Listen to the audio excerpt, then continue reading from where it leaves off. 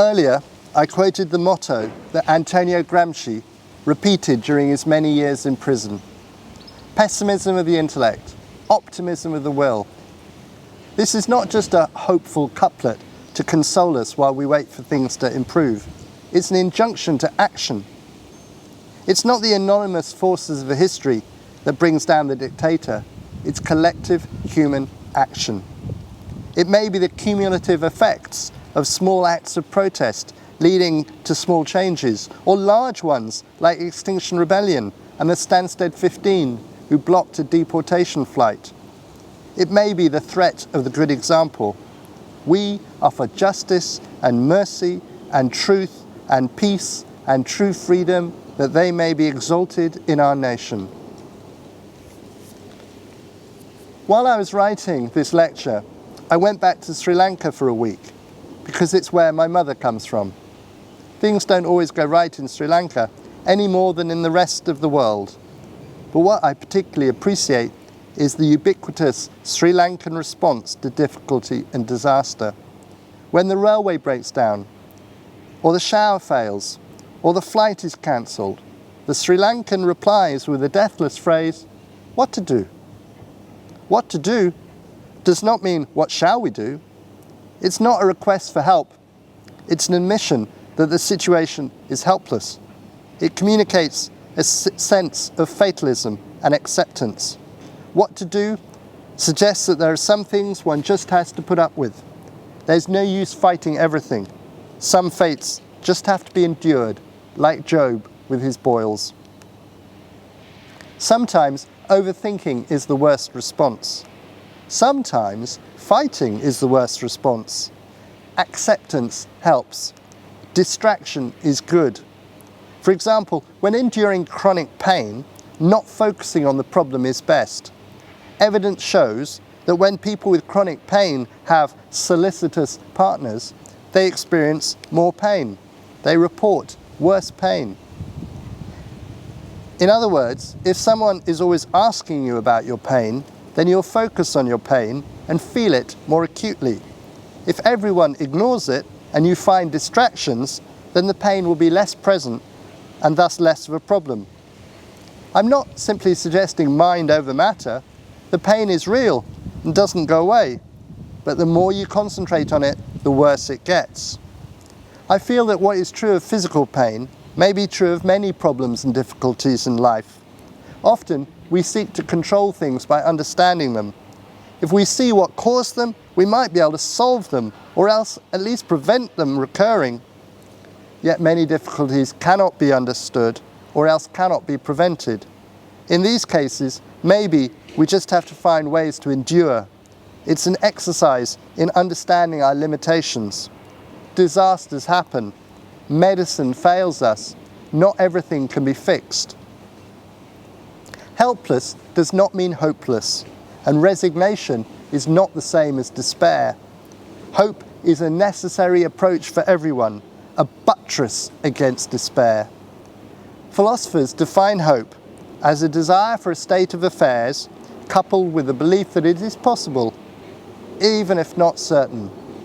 We don't bother hoping for something we're certain we're going to get, nor do we hope for something we know we will not get. Remember St. Paul's words. In palliative care, when a person is suffering from terminal illness, caregivers have to be careful not to promote false hope, which would be dishonest and misleading, even if it improved the well-being of the individual. Benevolent paternalism is no longer the acceptable approach for healthcare workers. At the same time, for a patient to lose all hope would be very bad for their well-being. A rational hope has a higher chance of fulfillment. An irrational hope is based on a false or over-optimistic belief. In illness, hope is very helpful in improving well-being and avoiding depression. Yet to think in terms of miracle cures or to overinflate the chances that a treatment will be successful may be unrealistic or dishonest. It would be a deception that undermines patient autonomy. Gabriel Marcel gives a way through this dilemma by talking about the experience of hope, particularly hope against hope. He talks about absolute hope, rather than hope for something specific, based on his thinking about prisoners in World War I and the danger of despair. Absolute hope means, firstly, maintaining a sense of self, sometimes called living until you die. Secondly, waiting patiently and actively, not fixating on the inevitable end, being open to new experiences. Finally, maintaining a communal aspect to life, having hope in someone. Absolute hope prevents the descent into despair, but it's not based on an illusion or false optimism. The Bible talks about the virtues of fortitude, which means firmness in difficulties. Psychologists may prefer to talk in terms of resilience. The virtue of resilience is an ordinary magic, to use Anne Maston's phrase, which all human beings possess. Faced by adversity, the common response is to cope, adapt, and survive. In a world full of climate catastrophe, disease, poverty, and a threatened economic downturn, saying what to do doesn't mean we simply throw up our hands and give up. It's not the same fatalism as concluding it is the will of God and that there is therefore nothing to be done. Quakers are working for the kingdom of God today. We have hope. We know you can make a difference. What to do is completely compatible with working patiently and with others to improve our society and restore our environment. As Grace Paley says, the only recognizable feature of hope is action. We need to strike a balance between taking action and not feeling you have to do everything yourself. In January 2019, I visited the Holocaust exhibition at Yad Vashem in Jerusalem. Amidst indescribable suffering and barbarity, it was the story of the righteous among the Gentiles, people like Oskar Schindler, those individuals who resisted the Nazi project, which filled me with hope, even when their personal actions were defeated. Remember, there were 26,973 righteous among the nations from 51 countries. Read their stories, which I found easily on Wikipedia. The lesson I take from resistance to the Holocaust is that we cannot be passive. Better days do not drop into your lap. They have to be actively worked for. This means taking responsibility, exercising agency, being grown up rather than resorting to the politics of victimhood and complaint. If we do really follow the promptings of love and truth in our hearts, everything we do is worthwhile. Trust that the leadings of love and truth come right. Even under fascism, people resist through extraordinary bravery. In the civil rights era, Rosa Parks refused to go to the back of the bus where black folk were meant to go. Men and women were whipped and clubbed but resisted. In South Africa, thousands burned their pass cards. Steve Biko was killed. Ruth First was blown up. Albie Sachs was maimed. Nelson Mandela was imprisoned. Hundreds of others died. But eventually, the Nazis were defeated. Civil rights came to America. Apartheid was ended. Yet the struggle continues because the full promise of such victories is rarely achieved, which is why we keep repeating Black Lives Matter and the other slogans and movements of our times. For most of us, it mainly means small acts of resistance, which cost us less.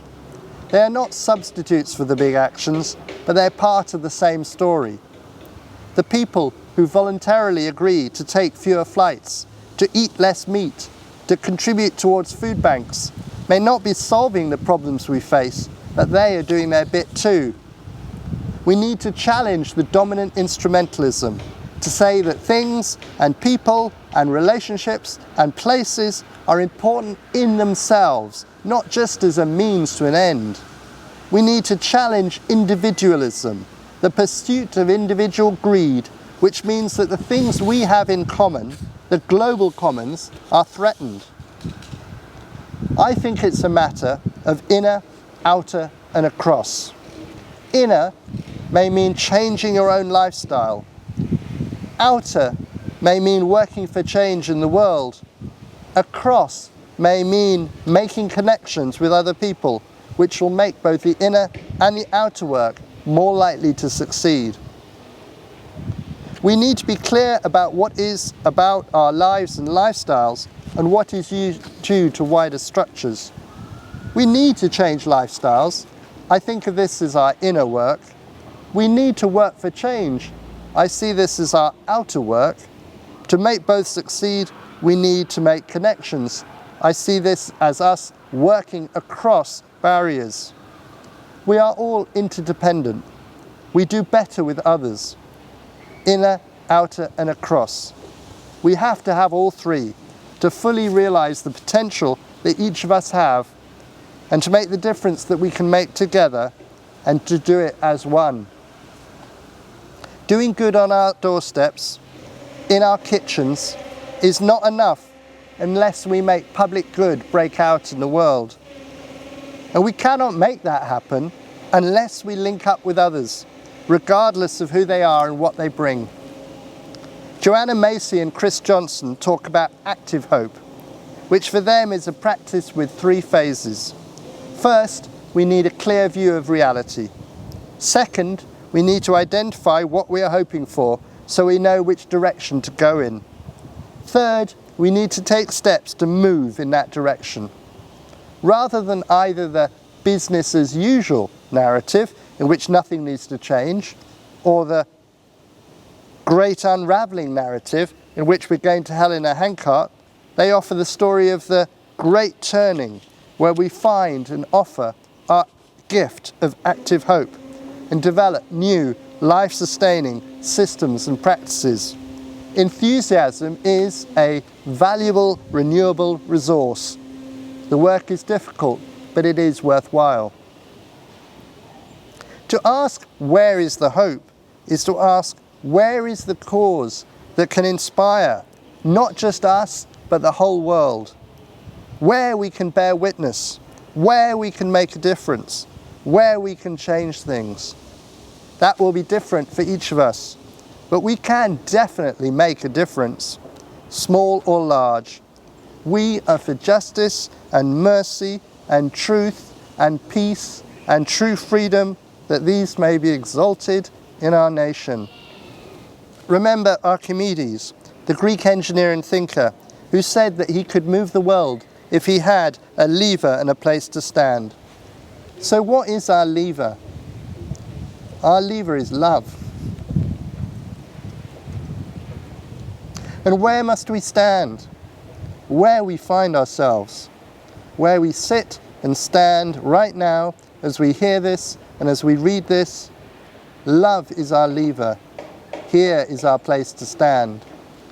As Quakers, we do not think we are perfect, but we think we can be perfected. We are constantly striving, even though we never quite make it. And the Bible is full of precedents for this. Moses never made it to the promised land. Those prophets endured defeat, exile, the destruction of their temple. I think Soren Kierkegaard said that the Hebrew Bible can be summed up in the word nevertheless. Sheena Pugh wrote a poem about this and about the effort we need to do right. It's called Sometimes. It was written for a man struggling with drug addiction, but I think she wrote wiser than she knew because it is relevant to all of us. Sometimes things don't go, after all, from bad to worse. Sometimes muscadel faces down frost, green thrives, the crops don't fail. Sometimes a man aims high and all goes well. A people sometimes will step back from war, elect an honest man, decide they care enough that they can't leave some stranger poor. Some men become what they were born for. Sometimes our best intentions do not go amiss. Sometimes we do as we meant to. The sun will sometimes melt a field of sorrow that seemed hard frozen. May it happen for you.